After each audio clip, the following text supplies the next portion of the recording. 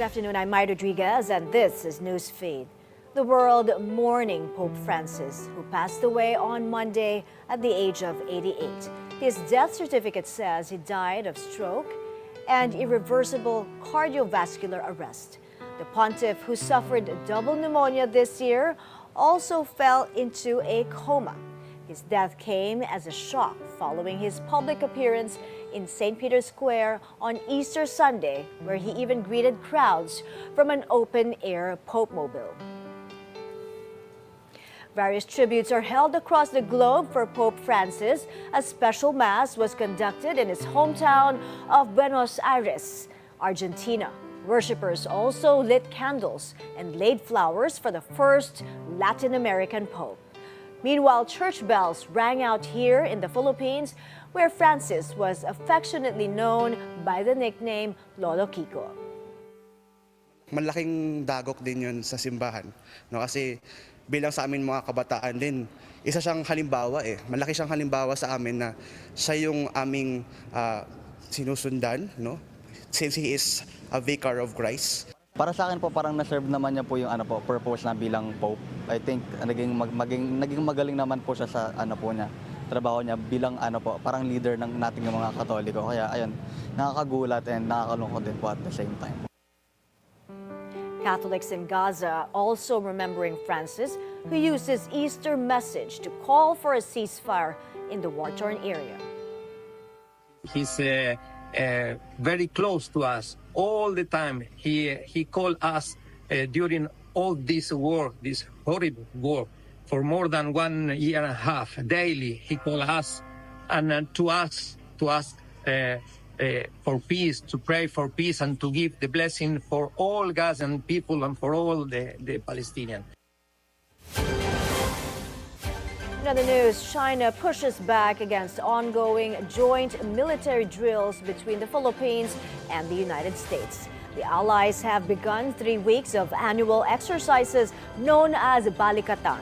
More than 14,000 troops are taking part in the drills, which will simulate a full-scale battle scenario.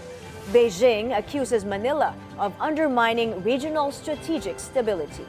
The Philippines, in collusion with countries outside the region, conducts large-scale military exercises, introduces and deploys strategic and tactical weapons, undermines regional strategic stability, damages the region's economic growth prospects, and openly stands on the opposite side to regional countries. This has already aroused strong aversion and opposition from regional countries. After endorsing Senator Amy Marcos, Vice President Sara Duterte gives her backing to senatorial bet Congresswoman Camille Villar. For one lawmaker, the VP's endorsements reflect her fight for political survival. Hanati reports.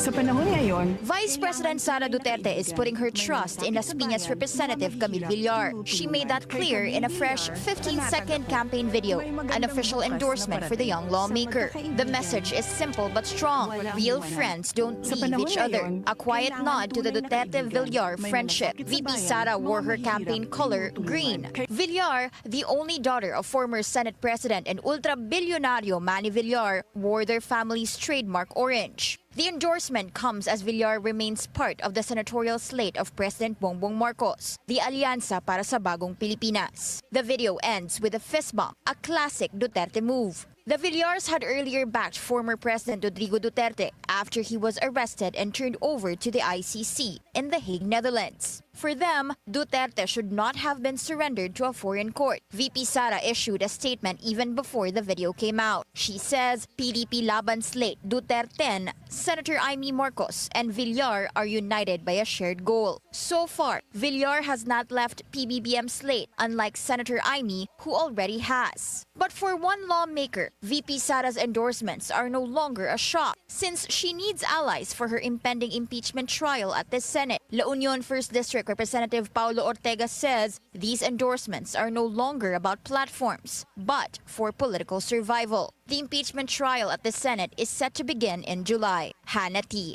Billionario News Channel. Thank you for watching. I'm Mai Rodriguez. Stay tuned. The Billionaire News channel is on Free TV 31 and 24 on Cignal. Also check our website, bnc.ph.